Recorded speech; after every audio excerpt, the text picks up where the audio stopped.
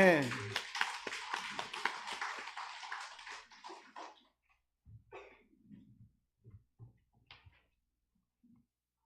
오늘 하나님께서 우리에게 주신 말씀 베드로전서 3장 15절에서 16절입니다. 베드로전서 3장 15절에서 16절 두 절이니 다 함께 읽겠습니다.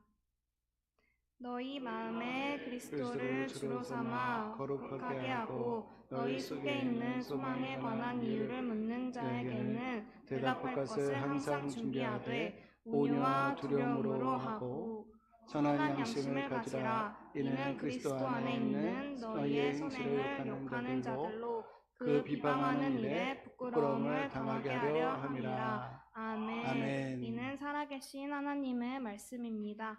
아멘. 네, 오늘 분이의 찬양대를 보고 느꼈습니다. 곧 예술의 전당을 가셔야 되겠다.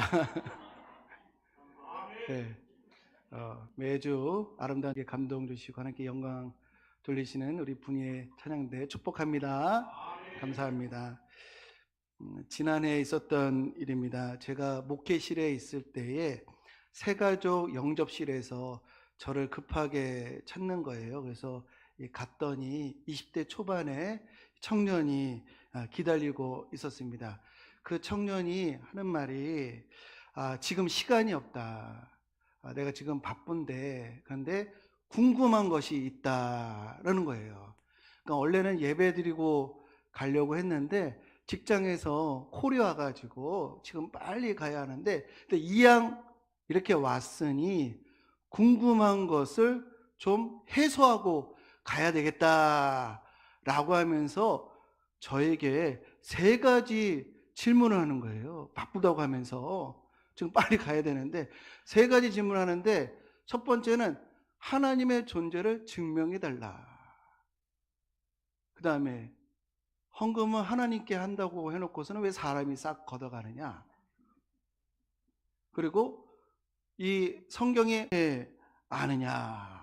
이런 어려운 질문을 해놓고서는 지금 시간이 없으니까 빨리 지금 답을 해놓으라는 거예요. 제가 살다 이런 경우는 처음이었습니다. 이 20대 초반의 청년이 발칙하다고 해야 할지 발랄하다고 해 마치 이 분식집에서 막 떡볶이 만두 막 시켜놓고서 버스 시간이 빨리 이제 곧 오니까 빨리 포장해달라고 이렇게 막 재촉하는 이런 이제 상황인 거죠. 제가 그 자리에 이 새가족 위원들 성도들만 없었으면 그냥 안녕하세요, 안녕히 가세요, 빨리 가세요, 뭐 이렇게 했을 텐데 또 체면이 있다 보니까 그 친구에게 이제 제가 이 한 권으로 담을 만한 이런 질문에 답을 하게 되었는데요. 근데 생각해 보면은 이 청년이 오늘날의 현대인들을 보여주는 것 같아요. 이 궁극적인 물음이 떠오르긴 하지만 너무 막 바쁘고 막 산만하고 막 여러 가지 매체들이 막 넘쳐나니까 이런 궁극적인 물음에 대해서 곰곰이 생각할 만한 시간을 빼야 이 진리의 외침을 들을 수 있는 기회를 놓쳐버리는 오늘날 현대인들의 단면을 보여주는 것이 아닌가라는 생각을 하게 되었습니다. 이 설교는요, 이 청년의 3가지 질문을 모티브로 해가지고 제가 설교를 준비했는데요. 사실 이러한 신앙적인 질문은 목사보다도 우리 성도님들이 더 자주 이 질문을 받을 수 있는 그런 가능성이 더 높습니다. 그리고 더군다나 교회에서 성경 공부 시간처럼 형식화된 시간과 장소가 아닌 그냥 카페에서 또 이 차에서 이렇게 옆에 앉았는데 혹은 이 소파에서 이 자녀들과 잠시 앉았는데 신앙적인 질문을 받을 때가 훨씬 더 많다라는 것이죠. 근데 짧은 만남 가운데 긴 설명을 하는 것은 적절치 않죠. 장황하게 설명하려고 하면은 기회를 놓쳐. 이번 추석에 모처럼 우리 가족 친지를 만나게 되실 텐데 10월 22일 날 우리 교회 한번 가자라고 권유를 할 때 신앙적인 질문을 할 수도 있잖아요. 근데 그런 신앙적인 질문을 받았을 때 이제 화제를 못 들은 척하면서 화제를 바꾸거나 그런 질문밖에 없니? 다른 질문은 없니? 혹은 내가 30년 동안 신앙생활을 했는데 아직까지도 잘 모르겠다. 잘 정리가 되어 있지 않다라고 하면 우리 신앙에 면이 안 서고 전도에 힘이 빠지고 생각 없이 신앙생활을 오랫동안 하셨나? 라고 하는 오해도 받을 수가 있어야 하기 때문에요. 우리는 준비를 해야 합니다. 아까도 말씀드렸지만 목사보다도 우리 성도님들이 우리 손주들에게 혹은 친구들에게 형제들에게 짧은 이런 단타성 질문을 받을 수가 있을 때에 아주 핵심적으로 대답을 해줘야 하는데, 오늘 우리가 읽은 본문에서도 베드로전서 3장 15절에 너희 속에 관한 이유를 묻는 자에게 대답할 것을 어떻게 준비하라고요? 항상 찔르면 나오게끔 이 준비를 하고 있으라는 거예요. 그런데요, 제가 아까 소개했던 그 세 가지 질문이 우리 여러 가지 신앙의 궁금증을 다 이렇게 포함하고 있는 이런 질문에 우리가 적절하게 대답해 줄 수가 있다고 한다면 많은 것들을 이렇게 실타래 풀 수 있는 것처럼 풀어줄 수가 있겠다. 그래서 이제 하나님의 존재를 증명해 달라고 할 때에 어떻게 나는 대답을 할 것인가 한번 시뮬레이션 한번 해봤으면 좋겠습니다. 우리 손주들이 하나님이 계시다는 거 어떻게 알아요? 할아버지 혹은 할머니라고 할 때 어떻게 대답을 하시겠습니까? 이런 질문에 이제 관련돼서 아주 도움이 될 만한 소개해 드리겠습니다. 이 독일의 어느 철학자가 이런 말을 했어요. 왜 세상에는 아무것도 없지 않고 무엇인가가 있는가? 아무것도 없지 않고 왜 뭔가가 있는가? 이거 아주 위대한 사고의 전환입니다. 이 사람은요, 이분은요, 아무것도 없는 것을 당연하게 봤어요. 우리는 있는 게 당연한데 이분은 아무것도 없는 게 당연한 거예요. 우리는 있는 것 가운데 태어나고 이미 있는 것을 보고 있기 때문에 있는 것이 당연한데, 근데 이분은 이 아무것도 없는 게 그냥 온통 아무것도 없는 게 맞다는 거예요. 아무것도 없는 게 맞다. 근데 곰곰이 이 자막 한번 계속 띄워보세요. 곰곰이 생각해 보면요, 이분의 말이 맞아요. 아무것도 없는 것이 이게 맞고 당연한 것입니다. 우리 성도님들, 이 마이크가 이렇게 여기에 있음이 당연한 건가요? 이렇게 있는 게 당연한 거예요? 원래부터 이렇게 있나요? 요즘 마이크가 이렇게 아주 얇게 나와요. 그리고 성능도 좋죠. 이것이 이렇게 있는 것이 당연하지 않은데 왜 여기 있을까요? 이 책상, 이런 형태로 여기에 이런 표면으로 스킨으로 이렇게 있음이 당연한 건가요? 원래부터 이런 건가요? 그렇지 않죠. 왜 여기에 이렇게 있게 되었을까요? 어째서 어떻게 여기에 있게 되었는가? 그 이유가 뭘까요? 제 누나가 있었습니다. 근데 저희 어머니가 하신 말씀이, 너희 누나가 일찍 하늘나라에 갔으니까 널 낳았지, 그렇지 않았으면 널 안 낳았어 라고 하더라고요. 그래서 제가 이렇게 있는데요, 없을 수도 있었어요. 제가 없을 수도 있었어요. 지금 있지만 없을 수도 있었어요. 그러면 저랑 못 만날 수도 있었어요. 생각하시면 아찔하시죠?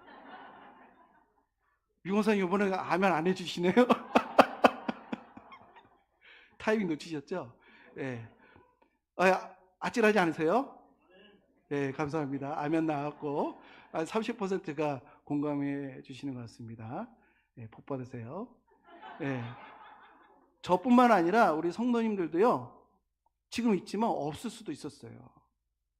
이 우리가 보는 모든 사물이 없는 게 당연한데 어떻게 있게 되었을까요? 이것은요, 삼적 동자도 알 수 있는 이런 명확한 사실입니다. 왜 이게 있게 되었을까요? 얘가 왜 있게 되었을까요? 얘가 왜 어떻게 있게 되었을까요? 원래 없어야 되는데. 만든 이가 있어서 그렇죠. 만든 이가. 만든 이가 있으니까 이렇게 있는 거예요. 모든 사물이 다 만든 이가 있어서. 이 누구나 다 인정할 수 있는, 이거는 경험도 필요 없고 지식도 필요 없고 딱 보면 딱 아는 직관이에요. 딱 보면 아는 거예요. 이 부정할 수 없는 사실을 근거로 성경은 다음과 같이 말씀하고 계십니다. 집마다 지은 이가 있으니 만물을 지으신 이는 하나님이시라.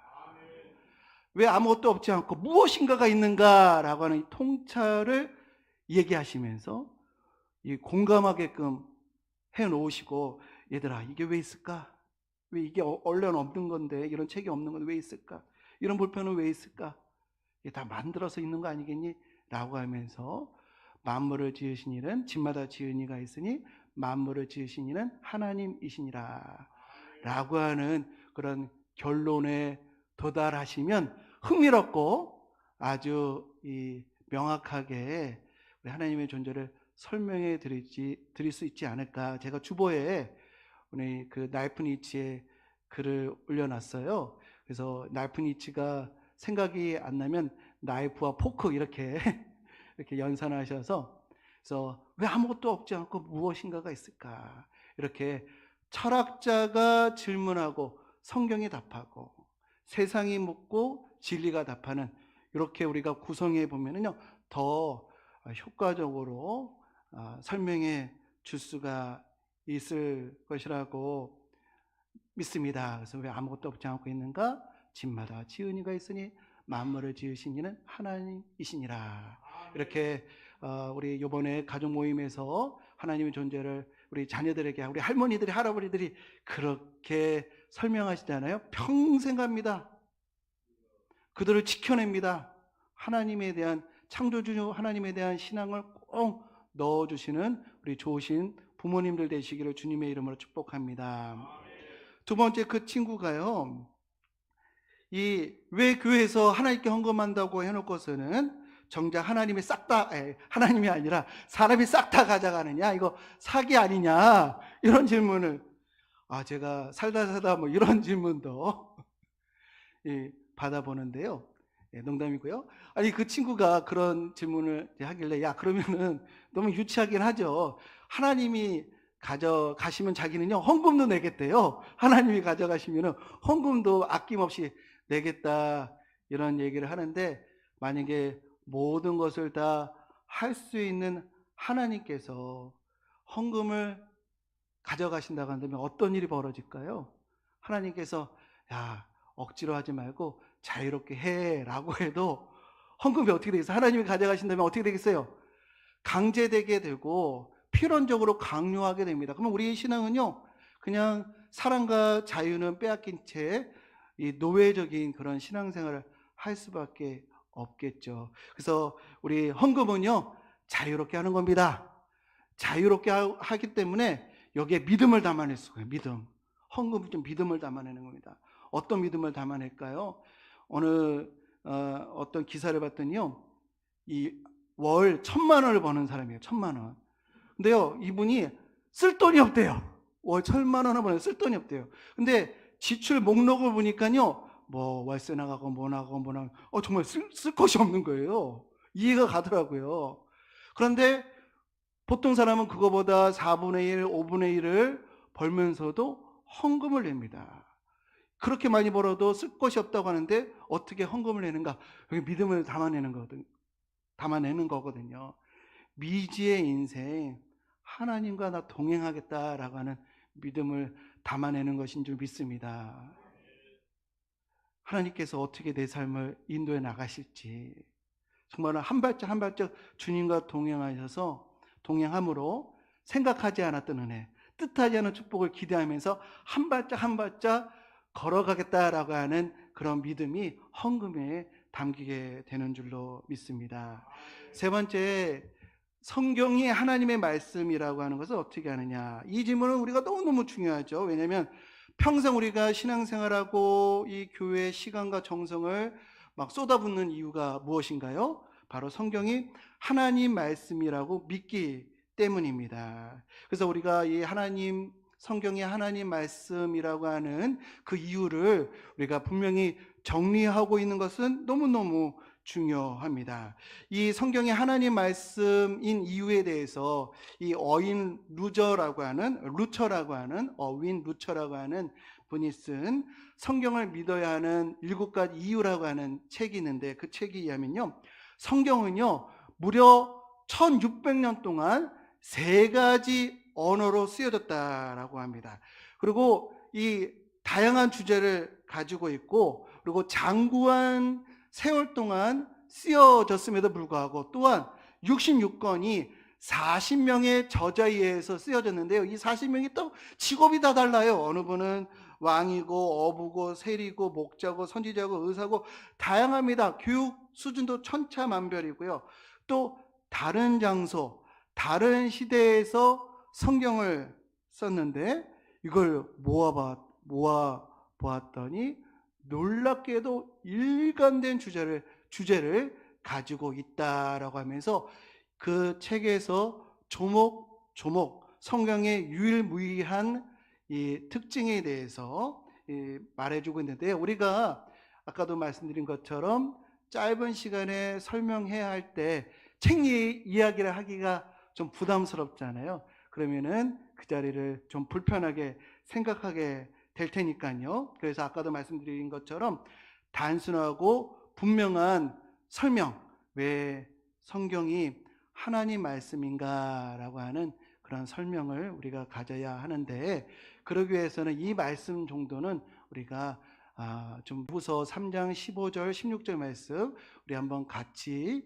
읽어보겠습니다. 모든 성경은 하나님의 감동으로 된 것으로 교훈과 책망과 바르게 함과 의로 교육하게 유익하니, 이는 하나님의 사람으로 온전하게 하며 모든 선한 일을 행할 능력을 갖추게 하려 함이라. 요거 다시 지우시고요, 안 나오게 하시고, 한번 우리 이 디모데 후서 3장 15절 16절 말씀을 한번 저를 따라서 보지 않고 한번 해보겠습니다. 모든 성경은 하나님의 같이 따라하지 마시고 같이 한번 해볼게요. 모든 성경은 하나님의 감동으로 된 것으로 교훈과 책망과 바르게 함과 의로 교육하게 유익하니, 이는 하나님의 사람으로 선한 일을 행할 능력을 갖추게 하려 함이라. 이렇게 모든 성경은 하나님의 감동으로 되었대요. 이것을 우리는요 축자 영감이다라고 합니다. 성경의 문자 하나하나 영감되었다. 이 축자는 따라갈 축이거든요. 하나하나 성령에 따라서 쓰여졌다. 성경에만요 2만 개의 단어가 있어요. 2만 개의 단어가 성령의 감동으로 되었다. 그리고 성경은 무오하다라고 하는 것을 우리가 믿고 있습니다. 성경은 무한 줄로 믿습니다. 한자 한자 성령의 감동으로 되어진 줄로 믿습니다. 그런데요, 심각한 문제는요, 원본이 없어요. 원본이. 처음 성경이 없어요. 다 필사입니다. 이 필사가요, 이 셀 수 없는 시간 동안 수많은 사람들이 필사를 했는데요, 쓰고 고치고 베껴 쓰면서 필사본이 지금 이 옛날 필사본이 5,500개가 있다고 합니다. 5,500개가 고고학적으로 발견이 되었는데 하나도 맞는 게 없대요. 하나도. 우리가 필사를 해보면 아시겠지만 이게 뭐 복사기로 찍어내는 것이 아니기 때문에, 손으로 필사하는 거기 때문에 하나도 일치하는 게, 정확하게 일치하는 게 하나도 없대요. 게다가 이 교파의 교리에 따라서 빼거나 수정한 것들이 있대요. 이 5,500개의 이 사본 가운데 과연 무엇이 원본에 가까우냐, 막 신학자들이 연구하고 있지만 원본이 없는 이상 이 정확하게 가려낼 수가 없다는 것입니다. 이처럼 원본은 우리가 오류가 없다라고 우리가 믿고 있지만 사본에는 오류가 있을 수 있어요. 수 있어요. 그런데 오류가 있다 할지라도 이것이 하나님의 말씀이라고 하는 권위는 상쇄되지 않습니다. 왜 그런지 아세요? 성경의 권위는요, 한자 한자 오류가 있느냐 없느냐에 달려 있는 것이 아니고요, 성경에 말하고 있는 구원의 메시지에 성경의 권위가 있는 줄로 믿습니다. 우리가 디모데 후서 3장 16절 말씀, 바울 사도가 뭐라고 말씀하셨죠? 성경은 하나님의 감동으로 된 것으로 사람을 변화시킨다는 거예요. 사람을 변화시킨다는 거. 성경이 하나님 말씀이라고 하는 증거가 무엇이냐면요, 죄인을, 성경을 통해서 죄인을 회개시키고요, 십자가를 바라보면서 구원을 소망하고요, 성경을 통해서 변화되었고 변화시킨다고 한다면 바로 이 성경은 하나님의 말씀이 되는 줄 믿습니다. 여러 가지 성경에 대한 근거가 있을 수 있겠지만 가장 위대하고 중요한 증거는 이 책이 사람을 하나님의 사람으로 온전하게 하는 거기 때문에 이 성경을 읽고 이 책을 읽고 변화가 된다는 것, 이것이 바로 성경의 권위를 보여주는 최고의 증거인 것입니다. 어느 술 주정뱅이의 간증인데요, 노름으로 재산을 다 날리고 부인과 아내에게 폭력을 행사하는 그런 사람이었습니다. 근데 이분이 이제 전도를 받아서 어느 날 교회를 가게 되었다는 것이에요. 그 사람을 아는 이들은 고개를 가로저으면서, 아유, 저 어떤 사람이 뭐 교회 간다고 뭐 달라지겠어? 아주 회의적이었어요. 근데 이분이 아주 그 놀랍게도 꾸준하게 이 교회를 다니는 거예요. 그래서 주변에 있는 친구들이 너무도 신기해가지고 그 친구에게, 야, 친구야, 아유, 와봐, 너 교회 열심히 다닌다며. 교회 갔더니 교회에서 목사가 무엇이라고 가르치더냐? 또 뭐 성경은 어떤 책이냐? 뭐 교회에서 뭘 배웠느냐? 여러 가지 질문을 했는데, 글쎄, 잘 모르겠는데 대답이 신통치가 않는 거예요.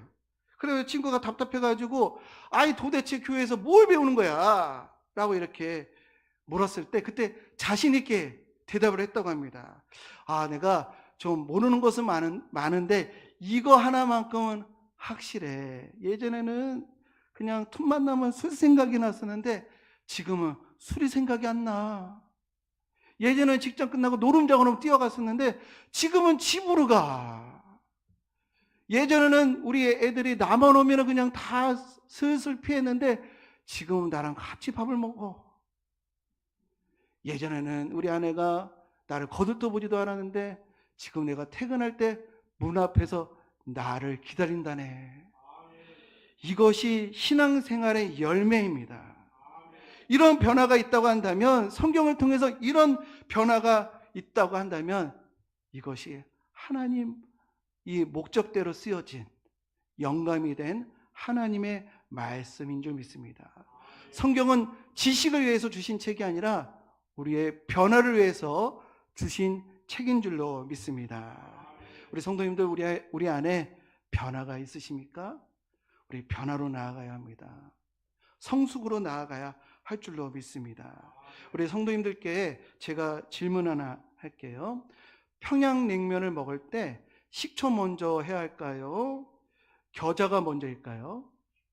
식초가 먼저일까요? 겨자가 먼저일까요? 주문이 먼저입니다. 주문이 먼저예요.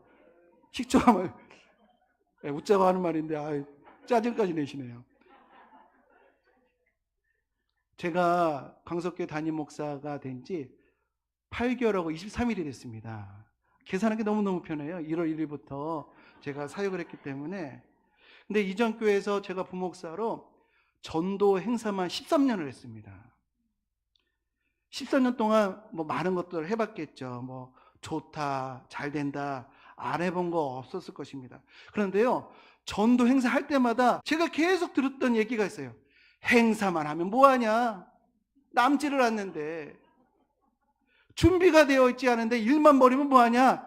이런 얘기를 계속 들었어요, 제가. 우리 성도님들께서 VIP들을 적어내시고 지난주에 명단을 올려냈을 때 제가 이제 전도라고 하는 것은요, 우리가 성과에 상관없이 결과에 상관없이 하나님의 명령이기 때문에 우리는 집중하고 지속적으로 계속해서 이 전도를 수행해야 할 줄로 믿습니다. 근데 우리가 이양하는 거 우리의 수고에 열매가 있어야 하지 않겠습니까? 그래서요, 어느 교회나 전도 행사는 다 성공적이에요. 다 성도님들 막 계속해서 이렇게 권면하고 막 행사로 이렇게 하면요, 전도 행사는 어느 교회든 다 이렇게 합니다. 근데 부흥으로 이어지는 교회는 많지 않아요. 그리고 교회 부흥이 단임 목사의 역량에 의존했던 시대도 있었어요. 근데 지금은 시대가 달라졌습니다. 이거 뭐 제가 단임 목사 돼가지고 핑계거리를 찾는 게 아니고요. 지금은 우리 성도님들 키가 너무 높아졌어요. 막 매체로 훌륭한 목사님 설교도 듣고 지식과 경험, 성경 아주 넘쳐납니다. 물론 탁월한 목회자들 지금도 그 교회가 부흥하고 있죠. 그리고 저도 그런 목사님들이 되기 위해서, 그런 목사가 되기 위해서 노력은 하겠지만, 그런데요, 목사가 탁월하지 않아도 부흥하는 교회가 있고요, 모범적인 교회가 있다라는 것이죠. 제가 그 교회에서 힌트를 얻어보니까 어떤 교회냐 하면은 성도들이 작은 모임의 목자가 되어서 말씀 나누면서 찾아오는 은혜가 충만한 교회, 그런 교회가 부흥하다는 것이죠. 남자들이요, 술을 안 먹는데 2-3시간 동안 신앙적인 얘기를 하는 교회가 부흥하다는 거예요. 근데 이런 교회는요, 최근에 있는 일이 아니고요, 초대교회가 그랬습니다. 사도행전 2장 42절에서 47절의 말씀. 그들이 사도의 가르침을 받아 서로 교제하고 떡을 떼며 오로지 기도하기를 힘쓰니라. 날마다 마음을 같이하여 성전에 모이기를 힘쓰고 집에서 떡을 떼며 기쁨과 순전한 마음으로 음식을 먹고 하나님을 찬미하며 또 온 백성에게 칭송을 받으니 주께서 구원받는 사람을 날마다 더하게 하시리라. 뛰어난 목회자의 설교가 아니라 성도들의 교제와 세상에서 접할 수 있는 사랑과 관심이 수많은 이들을 이 구원의 길로 인도하셨다라는 것입니다. 저는 아침마다 카톡을 나눠드릴 때 소망을 봅니다. 깊이 있는 묵상을 하는 우리 성도님들이 계셔서 소망을 보게 되고요, 또 고민하게 됩니다. 어떻게 하면은 우리 신앙 공동체를 은혜 충만한 공동체, 말씀 충만한 공동체로 이렇게 함께 갈 수 있을까 고민하게 됩니다. 요즘 새벽 기도에 열왕기상을 읽고 있는데요, 솔로몬이 성전을 짓습니다. 7년 동안 짓습니다. 그 자재도요, 두로 레바논에서 백항목을 공수해 가지고 짓고요, 그 다음에 지식과 총명과 재능이 아주 출중한 이 히람이라고 하는 사람은 외국에서 스카우트 해가지고 모든 일을 총지휘하도록 합니다. 온갖 화려한 장식에 금으로 도금을 하고요, 그 무게를 능히 그 수를 셀 수 없는 노수로 온갖 성물 기물을 만들어 놓아요. 그런데도요, 그것이 성전이 아니었습니다. 껍데기였어요. 그런데 그렇게 다 지어 놓은 곳에 열왕기상 8장 11절에 보니까 제사장이 언약궤를 지성소에 메어 들었을 때에 그곳에 하나님의 영광이 성전에 가득하게 되었습니다.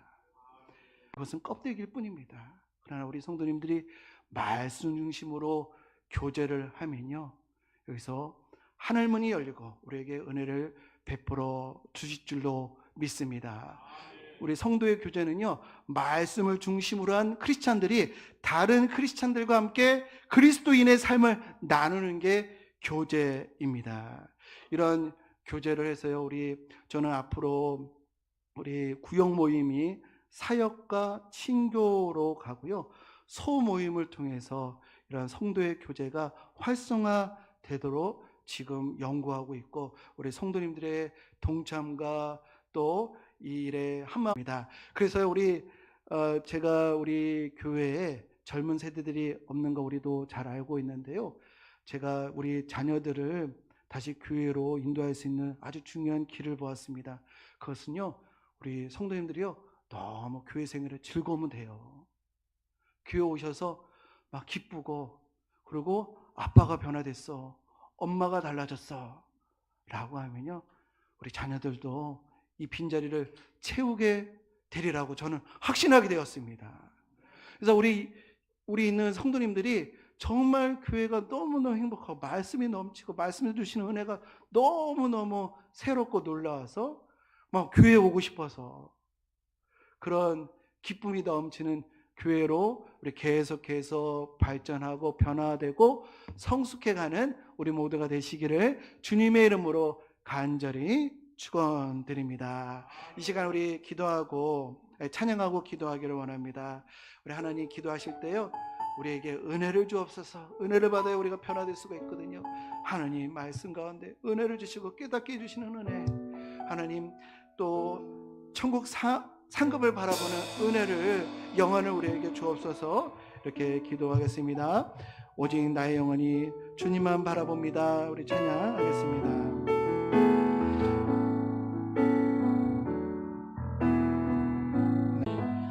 잠잠히 하나님만 바라며 나의 구원이 그에게서 나는 도다. 나의 영혼아 잠잠히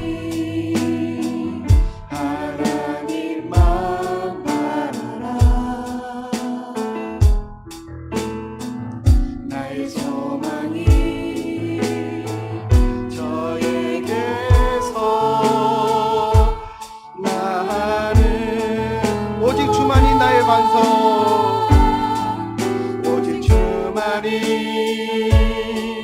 나의 반석, 나의 구원이시니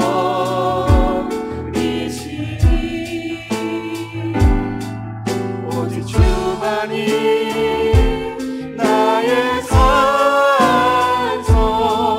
내가 요동치 아니하. 오직 주만이 나의 반석, 주만이 나의 반석, 나의 구원이시니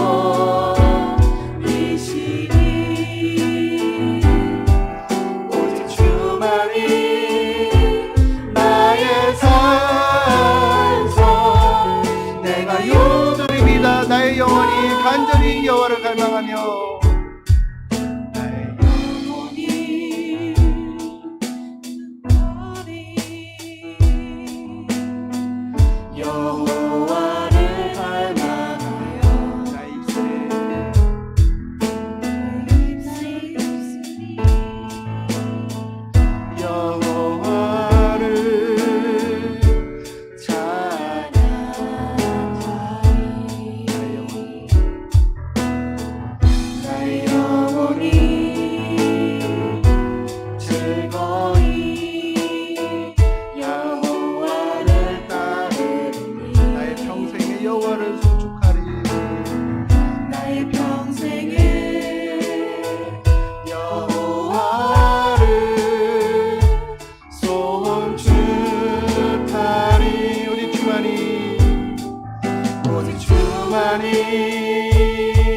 나의 반석,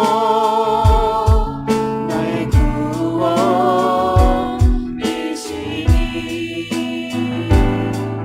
오직 주만이 나의 산석, 내가 요동치 아니하. 오직 주만이 나의 반석, 오직 주만이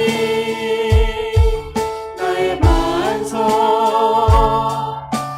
구원이시니 오직 주만이 나의 산석, 내가 요동 나의 영혼이 잠잠히 하나님만 바라보는 우리의 영혼 되기를 소망합니다. 나의 영혼이 잠잠히 하나님만 바라보며 나의 구원이 그에게서 나는 보다. 나의 영혼아 잠잠히 하나님만 바라라.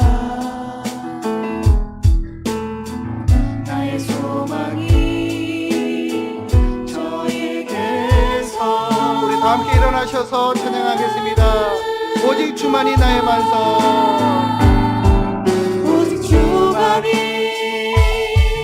나의 반석, 나의 구원이시니.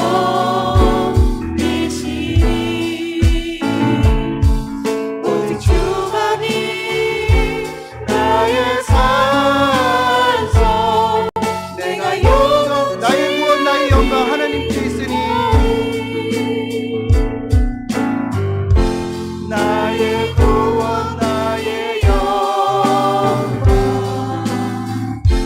하나님께 있으니. 내 길에 반석과 피난처. 아멘. 오직 주만이 주만이 나의 반석, 나의 구원이시니. 오직 주만이 나의 산성, 내가 요동치 아니. 오직 주만이 나의 산성. 오직 주만이 나의 반석, 나의 구원이시니. 오직 주만이 나의 산성, 내가 요동치 아니. 내가 요동치 아니하리. 이 시간 하나님 우리에게 은혜를 주옵소서. 함께 기도하겠습니다. 주여 주여 주여. 하나님 아버지 우리에게 은혜를